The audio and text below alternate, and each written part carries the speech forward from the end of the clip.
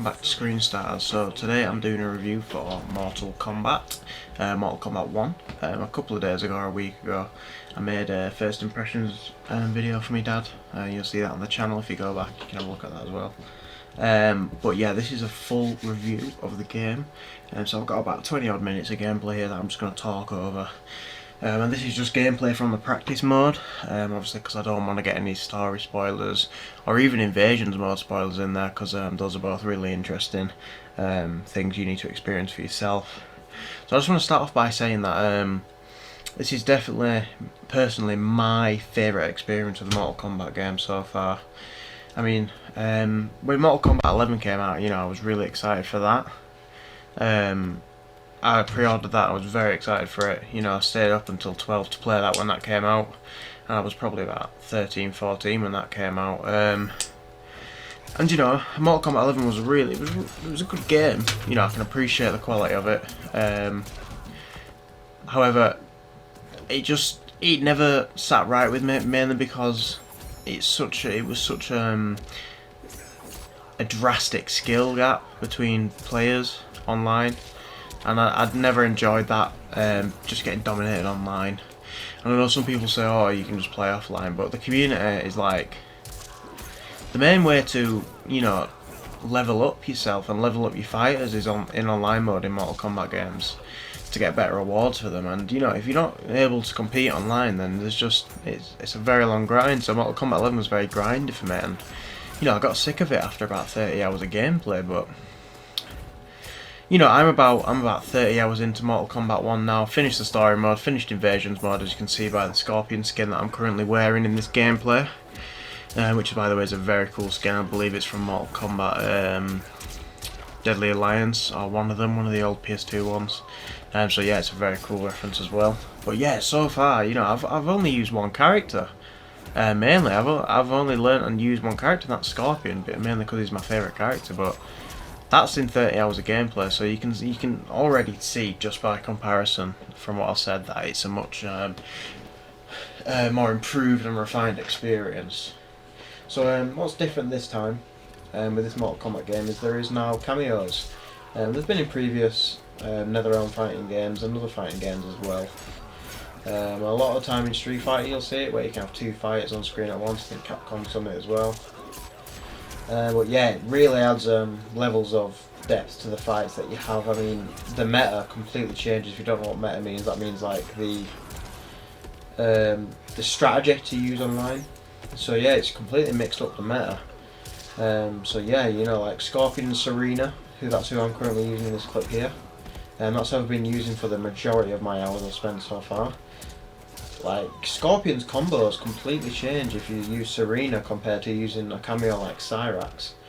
I mean, it's really unique. I don't even think Street Fighter did it like that when they had cameos, but yeah, so far I'm really pleased with it. It freshens up the gameplay. Even if you've been using a character for a while and you're hitting 40-50% combos with them, you can probably mix it up and get a fresh experience if you just switch cameo. I mean, they really add a huge level of skill and depth to the gameplay.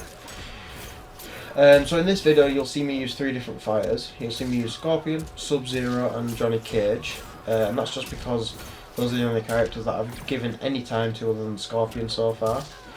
You could say, oh, that doesn't qualify me to make a review, but I mean, I think it will, because I'm not going to learn as many characters as other people will.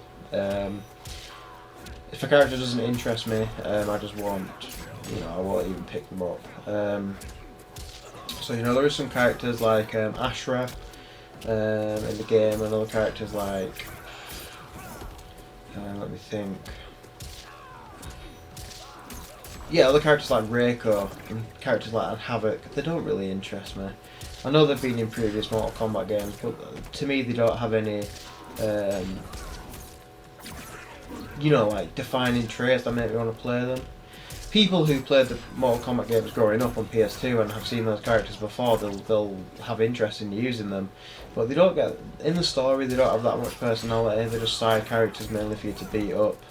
And then just seeing them on the playable list, to me, who's never used them in the older PS2 games, it doesn't warrant me any interest in using them, so I'm never going to pick them up. I guess you could take that as a negative, but that's just personal preference, I think. But yeah, some of my complaints with Mortal Kombat 1 will most likely come from the glitches. There is a couple of glitches here and there. Some of the brutalities are glitched, especially Scorpion's ones. I think 2 of his brutalities are currently glitched. And a lot of other ones like Geras. If you don't know who Geras is, he was a character in Mortal Kombat 11, and he's back in Mortal Kombat 1. His brutality is glitched as well. And sometimes there's also an ongoing glitch. I'm not sure if it's been patched yet. I'll have to check. But at the time of filming this video, anyway, there was an ongoing glitch where player 1 and player 2, there would be a bit of a discrepancy between them. Player 1 would have a huge advantage over player 2. There was something in place that made player 2 drop combos, which, you know, it's not brilliant for online play, because if you player 2 then you're pretty much screwed, especially if you're using a combo heavy character. So yeah, that's something as well that is a bit of a negative. Some of the main positives to take away from it are the characters have, like, especially I think the main cast, like, you know, Liu Kang, Johnny Cage, Scorpion, Sub-Zero, even Reptile, they've got some real, like, major updates to the personality.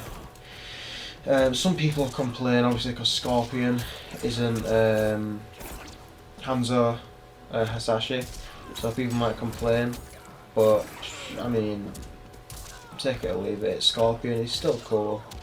If you don't know the difference between the two, you might want to look that up in your own time. It's complicated, but yeah, the characters aren't the original versions of themselves, obviously, because Liu Kang reset the timeline from Mortal Kombat 11. It continues from the story in that game, so they're all a bit mixed up and different. But yeah, the performance for all of them has been amazing. Scorpion's played by guy that played what's his name? Ghost of Tsushima. But yeah, he plays the protagonist in Ghost of Tsushima. He plays Scorpion. I think he also plays Sub-Zero. I could be wrong on that as well.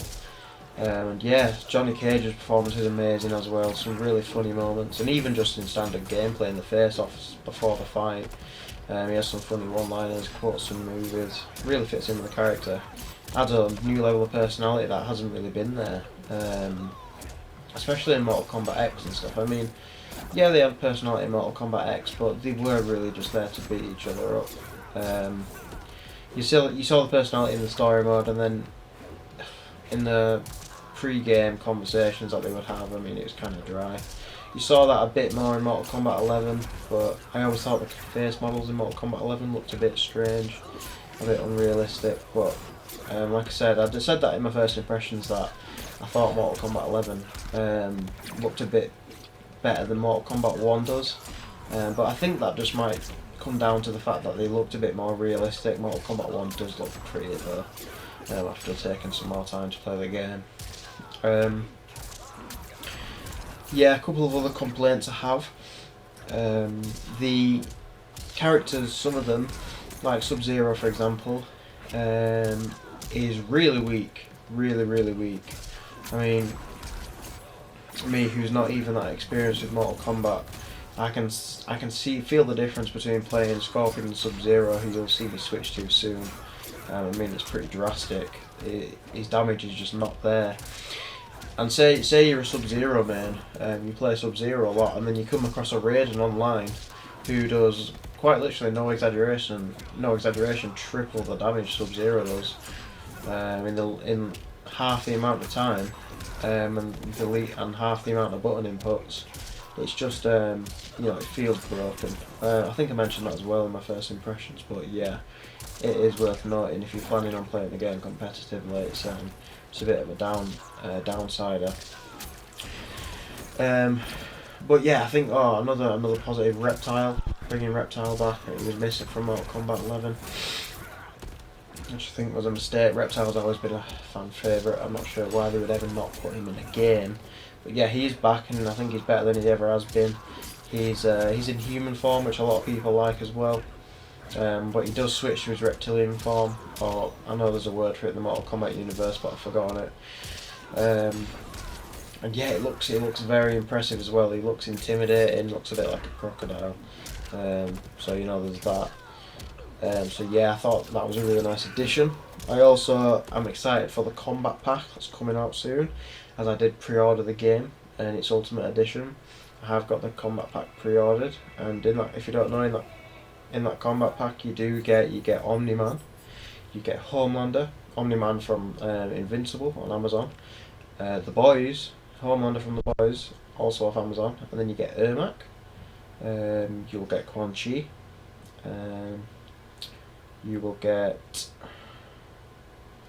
there is a couple of others, but yeah, those are the main ones. You get 2 Mortal Kombat characters and then 2 Amazon characters. I'm not sure if there's a reason behind that, but yeah.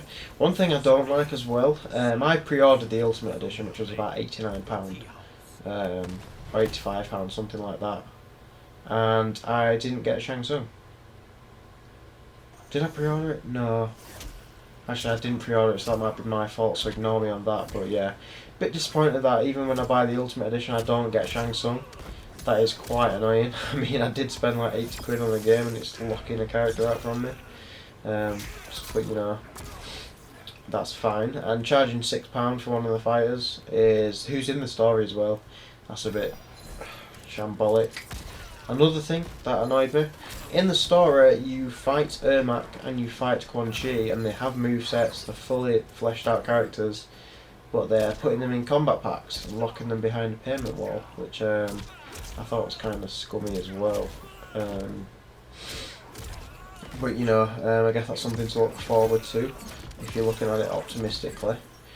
But here you can see me using Sub-Zero, and this brings me on to my next point. The skins for all the characters, they're amazing. There's some really unique skins. I hated the system in Mortal Kombat 11, the gear system. I mean, all the best. So let me rephrase that. You know, it's all good being able to customise your fighter to look how you want, but when it leads to a constant grind and it just to get better gear to get the character to look how you want, you know, it's too much choice. It leads to you making yourself not enjoy the game, trying to get the items that you want to make the character look the way that you want. Like, I don't want to grind for 20 hours just to get a skin for Scorpion, do you know what I mean?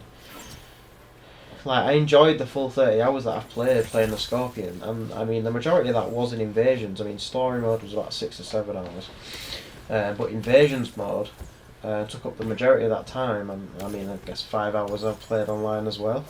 So I'd say probably about 23, 22 hours of my time was spent in Invasions mode, just a Scorpion trying to unlock this skin. And that was worth the grind, because, you know, I didn't have to work to get multiple pieces to get the skin together. You work for that 22 hours, you get hundreds of skins for everyone else, coins to spend to unlock more skins, and then the skin that you want at the end as well. So you're not spoilt for choice, if you know what I mean. You know what you're working towards, you have a constant goal in mind in Invasion mode, and it makes that worth the grind. And yeah, it is a bit grindy, but I'd say it's worth it for the rewards. The seasonal skins, they're going to be updated, I think, every 2 months or something like that. The Invasion mode is going to get updated, so you've got a constant flow of new gameplay going on, which is always nice to see. Because Mortal Kombat for me died within the first month of buying it. You know, I saw all the fatalities, I played all the characters, determined Scorpion was my favourite, which is what normally happens in Mortal Kombat games, and then gave up. And the crypt in Mortal Kombat 11, don't even get me started on that. Yeah, the Invasions mode is definitely a massive step up from the crypt, and that is for definite. So yeah, but yeah, I'm probably going to touch on as well the what do you call it? The loot boxes, and there is loot boxes in this game. I mean, it doesn't encourage you to spend your money on microtransactions, but it is an option there for you, which is you know, amazing to see. But yeah, the loot boxes so far have been a kind of a negative experience for me. After completing the Invasions mode, I had earned myself about 35,000 coins, which is 35 different loot boxes. Which that's fair. 35 loot boxes for completing the story. That's pretty fair. Completing invasions mode. I'll take that. And then I proceeded to open all 35 of those, and not to mention it takes about 20 seconds to open one box, so that adds up, you know. Yeah, so about 23 of those crates that I opened, they were concept art, and I appreciate concept art. You know, it's hard work that people put into the game, but what we really want from loot boxes is new skins for our characters. That's what we want. We want new skins, new items, cool things. We want things that we feel like we worked for.